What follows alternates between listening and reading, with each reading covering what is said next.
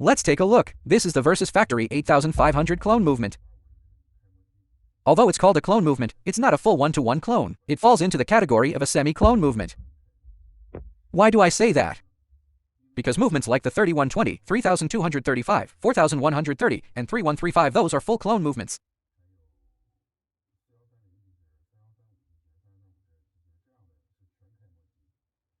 All of their components can be interchanged with genuine parts. With the 8500 movement, basically none of its components can be interchanged with the genuine movement. That's why I refer to it as a semi-clone movement. However, it is indeed a clone movement, not a modification based on any generic epoch. This type, on the other hand, is a modified movement, a decorated plate movement, which we'll discuss later. Now let's look at its automatic rotor. It's marked 8938. This number is based on the watch's model number, but its base movement is the 8500.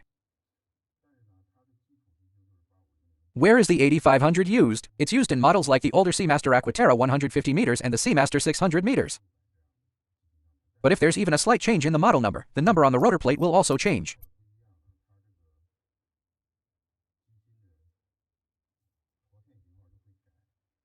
This one is changed to 8938. And there's this one. Let's see. It's the 8900.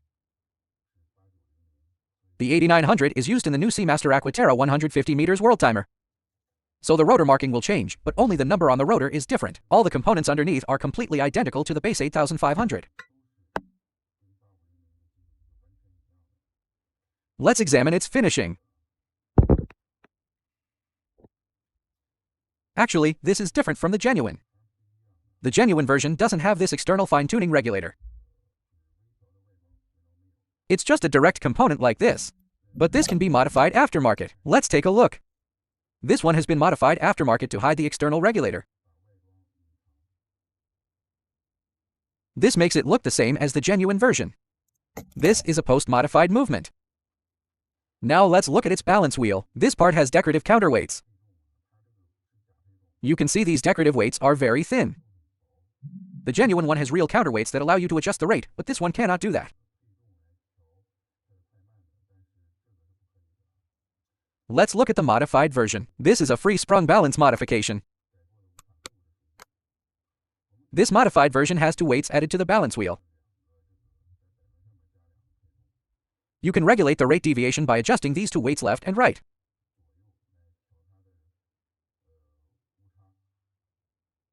But you still cannot adjust it using the decorative weights. When wound, it looks just like the genuine version.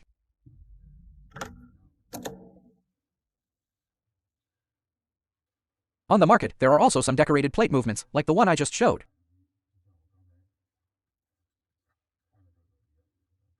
Like this one, decorated plate movements are quite common. Before this clone movement was released, there were many of them. We can take a look. With a decorated plate movement, it's very obvious that its finishing is compared to this.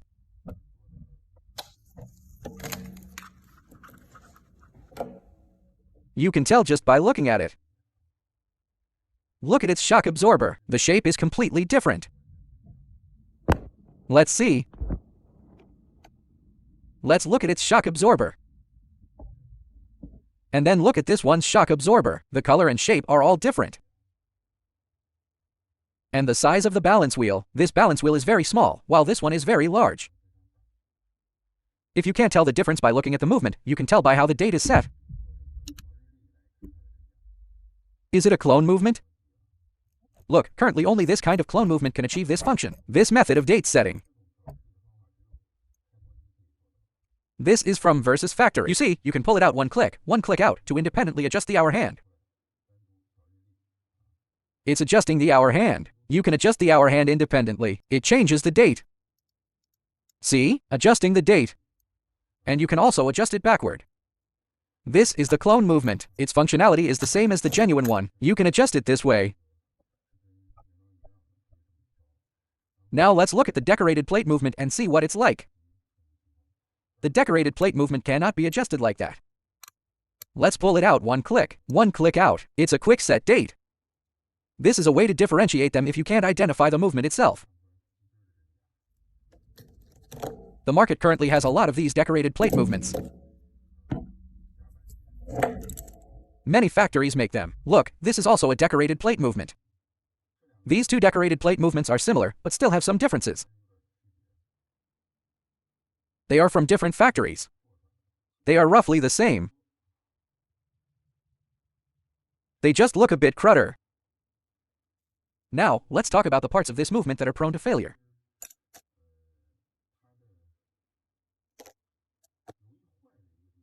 Having repaired so many of these movements, I know which parts fail most easily.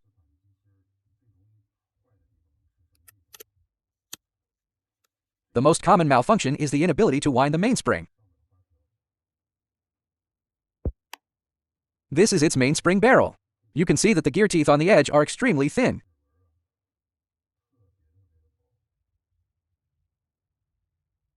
This is where the gear teeth have stripped. The gear teeth here have stripped. This component often fails because the mainspring is under a lot of tension. When you wind it, there's a lot of force which can easily cause the gear teeth to strip. This is its most common point of failure. As for other parts, like these plates, the main plate, the date plate, the gear train bridge, these parts are not prone to failure.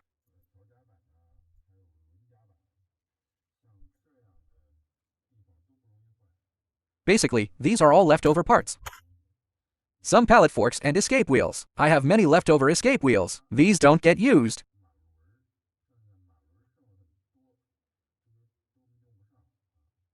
And these small gears, the second wheel, third wheel, they are also not very prone to failure.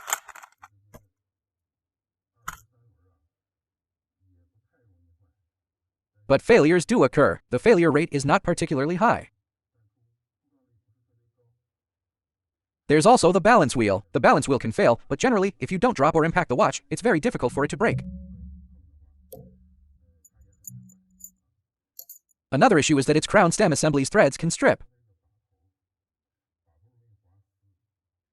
Actually, for Seamaster models, I've heard that even genuine ones can have their threads strip. But perhaps not as frequently as this one. The Versus factory Seamaster most prone to thread stripping is the Seamaster 300 meters, because its crown tube wall is exceptionally thin.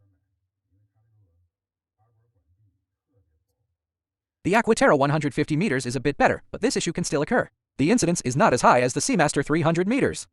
And the Seamaster 600 meters. The Seamaster 600 meters is actually better than the Seamaster 300 meters, but worse than the Aquaterra 150 meters.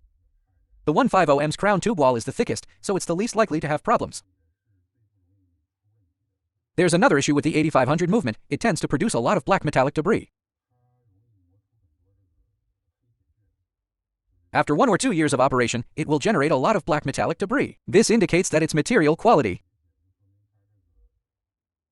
The quality of the domestically produced materials is slightly inferior. For the Seamaster, I recommend regular servicing. About every 1 to 2 years if you feel the watch is not accurate. If you still want to continue wearing it, get it serviced. If you don't care and will just throw it away when it stops working, then you don't need to service it.